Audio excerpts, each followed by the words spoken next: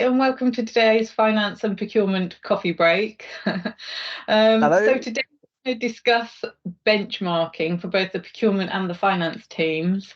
Yeah, and I honestly, can you think of a better thing to do while you're still camping in a field with a metal mug, not even a proper coffee shop mug? But hey, benchmarking, let's do it.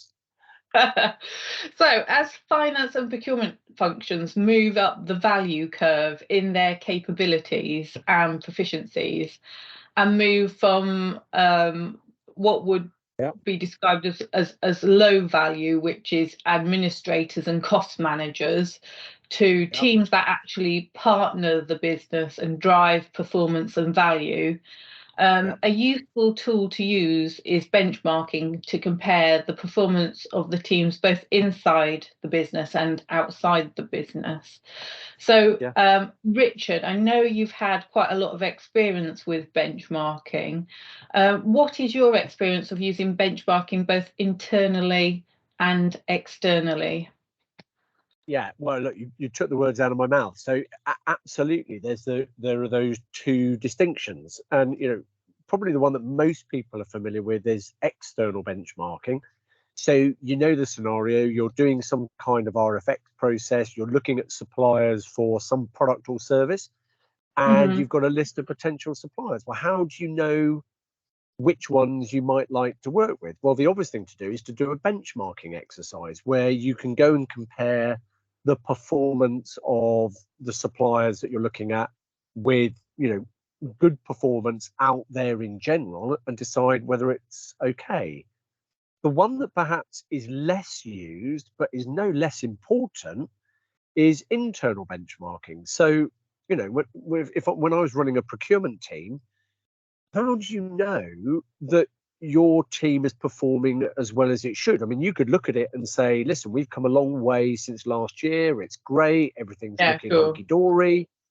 But actually, unless you compare yourself to, other teams, what are you going to do? It's a bit like thinking, well, I'm the fastest 100-meter runner in the world because I can run across the camping field. But then, of course, you go and benchmark yourself against Usain Bolt and you discover that perhaps you're not as good as you thought you were. So look, it's a tool, but and it doesn't matter whether it's internal or external. For me, there's just some really basic things you do. Get some KPIs. So what is it that you want to measure to compare yourself to other people? And like we talked about in the earlier sessions, the KPIs that matter most are the ones that align with whatever your business is trying to achieve. Those vision and objectives we were talking about. You've got to gather the data, and that's either going to, you're going to get it from the suppliers or you're going to gather it about yourself. And then comes the tricky bit, which is selecting who you're benchmarking about. And, that's hard enough about suppliers because, you've got to go and find out what the performance of those KPIs are for whoever you want to benchmark against. It's also hard internally because, funnily enough, most procurement teams don't want to tell you how well they're doing. There's two, for me, golden rules. One is make sure you're comparing apples with apples. So, if you're, I'm over 50, my running time at a park run should be benchmarked against other 50-year-olds, not against 20-year-old whippets that get round it in 19 minutes. So picking the right benchmarking partner is really important.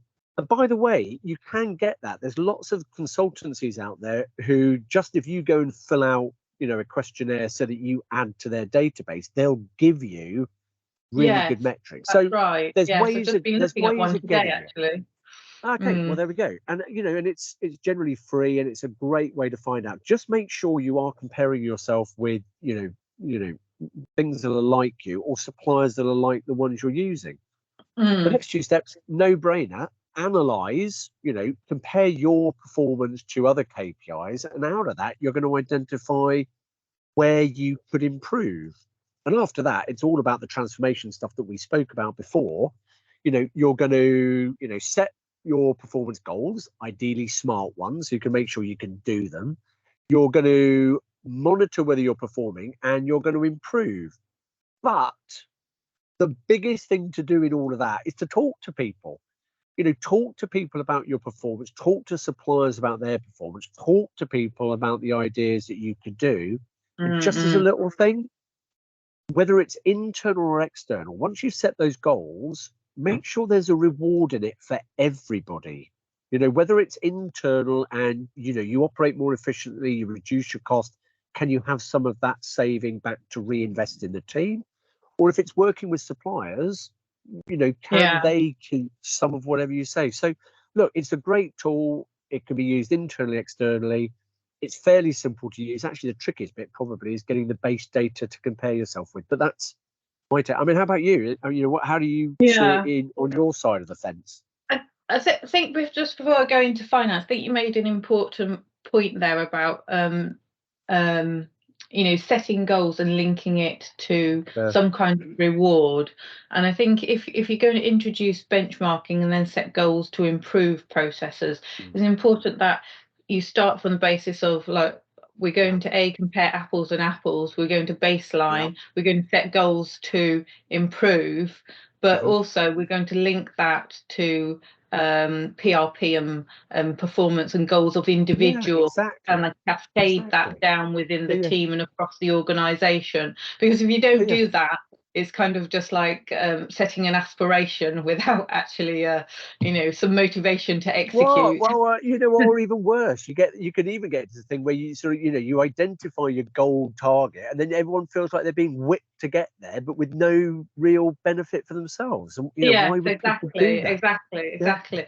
So coming to finance, I would say we typically use benchmarking to help assess the maturity of finance processes from a cost efficiency of the finance department. You can break the finance function down into separate areas, for example, planning, cost accounting, management accounting, financial accounting, procurement, and invoice processing. However you break the finance function up, you need to benchmark, as you said, like for like, apples with apples, against similar sectors and similar operating units. So let's say you're tasked with benchmarking the planning function of an upstream oil and gas company against the planning function of a similar sized upstream oil and gas company. So is important to benchmark against an upstream oil and gas company, one that's involved in the exploration and production of oil, not in the distribution and selling of oil. Because they're different businesses, obviously. And then from a planning point of view, we might choose to compare the following. So the number of planning full-time equivalents per million of turnover or billion of turnover, the cost of the planning process as a percentage of turnover, the cycle time to complete the annual budget, the cycle time to complete the forecast. So basically we're looking at like KPIs that measure the cost and efficiency and the timeliness of what we're doing. And KPIs should cover both the cost, the productivity, timeliness, but also, and sometimes it doesn't include this as much, but the error rate and the development of people. So like, why not? Let's for example say an area where error rate is really important in finance is tax returns and statutory returns. Now, if you're doing that and you're filing a VAT return, let's say, or a corporate tax return, and you're getting lots of queries and having to resubmit, then if you're having to resubmit because you made an error, that should be logged as an issue. Why are you making such issues, for example? So that's an area where in finance it's extremely important to get right when it's a sort of a statutory submission, as it were. And then when I think about benchmarking of the planning process, for example, again, for an upstream oil and gas company, there's several key considerations to take into account. So we've talked about the industry and the company specifics. So the fact it would need to be an upstream oil and gas company, and we want to make sure that they're kind of a similar sized turnover to the company we're looking at. We want to look at similar key performance indicators across the two companies. And these may include other metrics such as return on capital employed, cash flow forecasting accuracy, cost control ratios. And then once we've done that, we want to evaluate the financial planning processes. So what methodologies are used, what systems are employed by both companies, how much automation, integration, and sophistication. Now, before I go too much on that, one of the other tools that can be used as well, and we may want to do another coffee break on this, but is something called a maturity model assessment. Now, a maturity model assessment isn't actually benchmarking you as a company to your peers, but it's basically a framework, and that framework lays out at the very top end of the scale what leading practice is considered for a function right now. And it typically scales it from 1 very basic to 5 sort of cutting edge, leading edge practice. And you can use that framework, and it'll give you a description as you move up the value curve of, how mature what you would expect to see in that maturity of process, and you can sort of self-assess using it. And not every company, if you're a small company, you might not want to be a 5 on a maturity model assessment, because maybe that's more for a large multinational corporate organization. If you're mid cap, you might think, well, I only want to be a 3.5 on here. That sounds appropriate for us. But it's another tool in the sort of benchmarking arsenal to use when assessing, like, okay, where are you? Where do you think you should be? So I think the industry and company specifics, the KPIs, the processes involved, the resource allocation, what's considered leading practice and innovative, and then finally look at regulatory and compliance considerations as well. So ensure that the benchmark company is also operating in similar regulatory environments to provide valid comparisons. So when I've done this before, we've put in what is the industry, how many employees does it have, what countries does it operate in, and the reason for that is to make sure you're comparing to similar companies operating in similar countries that have the same regulatory compliances to adhere to.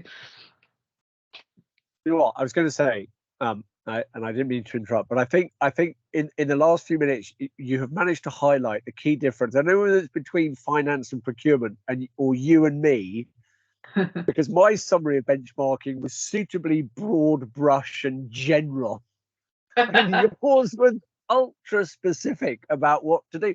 But actually, joking aside, you make a really good point, which is, there are some things in some, in both of our functions where it's almost like hard benchmarking. Like you said, tax returns, VAT, it's a yes or no answer. You're either error rate is acceptable or it's not acceptable, because it's got really big consequences if you're wrong. There are other things which is, in procurement language, one of the things it's so widely used is, when you're designing your team size, what's the spend per FTE?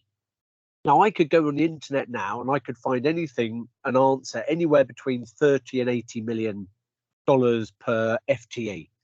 Do you know what? It's meaningless, because it doesn't tell you anything about the way that you work, what you're buying, how specialized it is. So if I took an organization that's doing research and development and another one that's doing FMCG goods, high street retail, they're completely different organizations, and the people that are doing it and the amount of work and how specific the work is. So at the same time as having hard and soft, things that are about improvement, better ways of working, things that actually matter because they're legal or regulatory or whatever. But also, again, apples and apples. You've got to be super clear that you are benchmarking correctly. It's not Usain Bolt example. There's no what am I going to gain by benchmarking myself against Usain Bolt? There's just no point. So, and of course, the other thing, just building on that as well, is when you present benchmarking, you've got to make sure that your audience, the dreaded stakeholder word, that they actually agree with who you've benchmarked as well. So as you said, you know, if you're an upstream oil and gas, tell your stakeholders that you've benchmarked yourselves against upstream oil and gas, and this is who they were, because then it's credible. Yes, exactly. Okay, right. I'm now going to risk fate, because you and I, the whole reason we set this up is to talk about our respective functions and actually how they can work better together. And it sounds Yeah. like, internal benchmarking is important for both of us. I've talked a little bit more about external benchmarking for suppliers. But where do what's your feeling about how perhaps, maybe not so much on the internal side, but maybe in that kind of, that supplier assessment, what could we do to work better together to, to achieve better outcomes for our businesses? Yeah. I mean, how can the functions combine? So I think if we were working together, looking at external supplier benchmarking, Yeah, what's important to consider is the overall budgets, an annual budget a company has, and what's its working capital objectives. So yeah, going yeah, back to our working capital coffee break, yeah, because if we're going to set some benchmarks of, let's say we want to look at quality and yeah, payment terms of a yeah. supplier.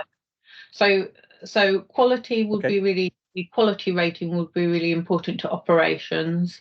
So you Yeah. probably speak to operations about what their quality Mhm. criteria was. And from our point of view, payment terms and credit risk, whether we're likely to make any payments to them in advance, and they pose a credit risk because they have their own finance issues, that would Yeah, be yeah. a problem.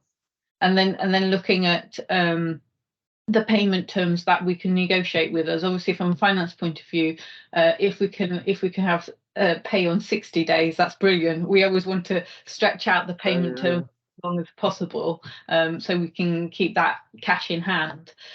So I would say, that payment terms in particular is useful to look at together when we're looking at what the Yeah. working capital objectives are for the Right. company. And Right. Yeah. certainly the whole process of, let's say you want to procure something, how are we going to go about it? What types of suppliers are we going to go down the request for quote route?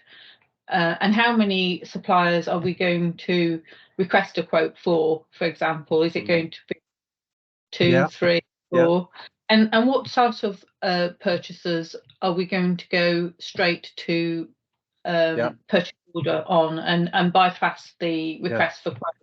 And I think it's useful in looking at that, when you look at the P&L and think, well, actually, this area of the P&L, when we did our benchmarking or our budgeting, we feel that Mhm. there's more potential for savings in this area of the P&L. So therefore, what suppliers are we Yeah. using hits this part of the Right. P&L?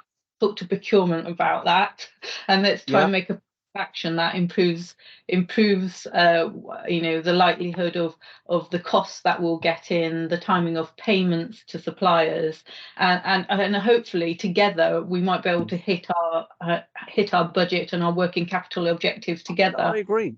Yeah, I agree, and I think that you highlighted something in there as well. It's also playing to our strengths, right? I mean, if I'm checking out suppliers, why would I, in procurement, spend any time, assessing the financial stability of a company based on their financials when, you and your team are completely equipped to do that, with a blink of an eye?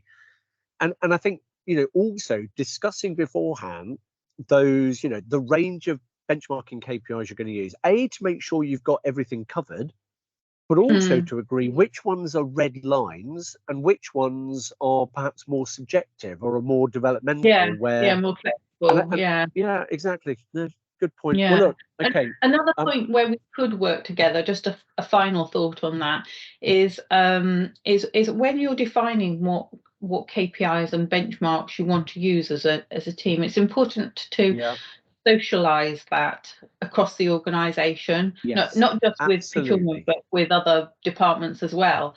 So Yeah, let me give an example of using my upstream oil and gas example. Now, let's say yeah, that I came up with a list of KPIs for that planning function, and one of the yeah. KPIs was not the cycle time to complete the annual budget.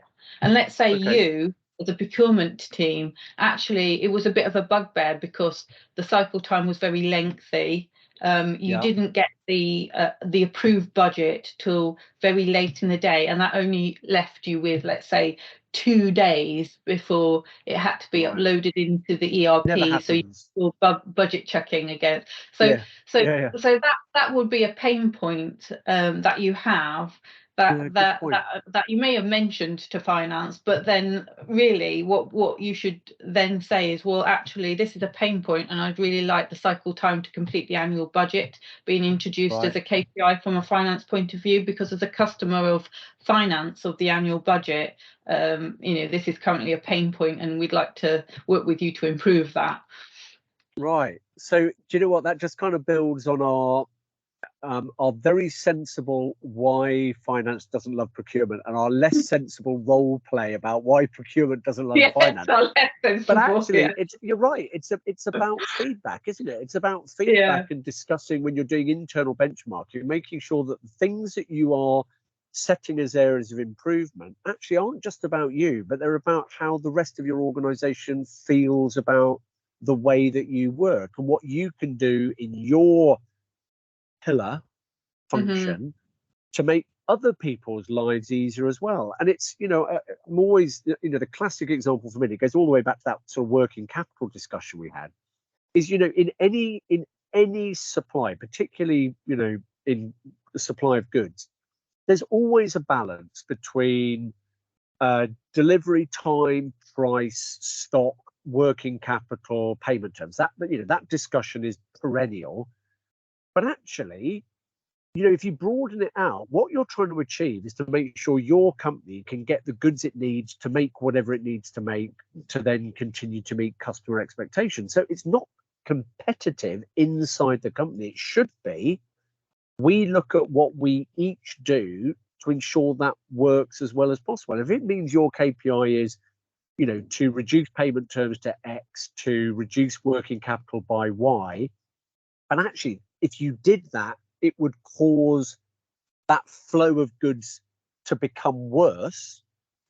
It's not in the interest of the business. And it's only by having a discussion that you would discover that your yeah, KPIs you benchmark actually might not be the ones that your business needs you to focus on. So that's a great yeah. discussion. And look, I maybe mean, you overall, all of the KPIs almost need to be part of a balanced scorecard framework, and yes, exactly. I couldn't agree perhaps more. that's something we can have another coffee break on, how we I can link KPIs to a balanced scorecard framework. I'll let you in. All right. Well, now you didn't know this, but you're now going to get me going because I am a certified balance scorecard practitioner, and I Oh, went I to didn't know Harvard to that. do I've it. learned something new. How about that? So there we go. So we're going to do balance scorecard. But look, in the meantime, right? Great chat. What have we heard? Benchmarking matters. Make sure you benchmark yourself against similar organisations doing similar activities. Don't benchmark you're running against Usain Bolt. Yeah. Think about the KPIs, but actually, as Claire said, talk to other parts of the business to make sure the KPIs you think you need to benchmark and what you should be aiming to improve really are ones that not just help you, but help the rest of the business as well. Mm-hmm. Reach out for sources of information. It might be consultancies, there are free online resources. You might have to do a survey to get them. So what? As long as everyone's happy with the security of your data. And frankly, if you go to any of the big consultancy companies, it's pretty bomb proof. And they've got great databases that you can sort and filter and all the rest of it. But above all, the whole reason for doing benchmarking, whether you're doing it to look at suppliers or you're looking at the finance team or the procurement team, is what's the outcome? What are you going to do with that information to improve the way that you work or improve the way that you work with suppliers for the good of your business? And that's got to be aimed at whatever it is your business is trying to achieve. So look, let us know what you think. We're happy. This one was a great suggestion from one of our viewers. we're having to take any more. We're going to mix it up with some interviews in future. But above all, it's fun, and we hope you found it interesting. So, Claire, I guess until the next coffee, when I probably won't be in a field next time. Nice. Although actually, I love being in a field. I guess from both of us, I hope you enjoyed it, and see you next time. Bye-bye. Bye.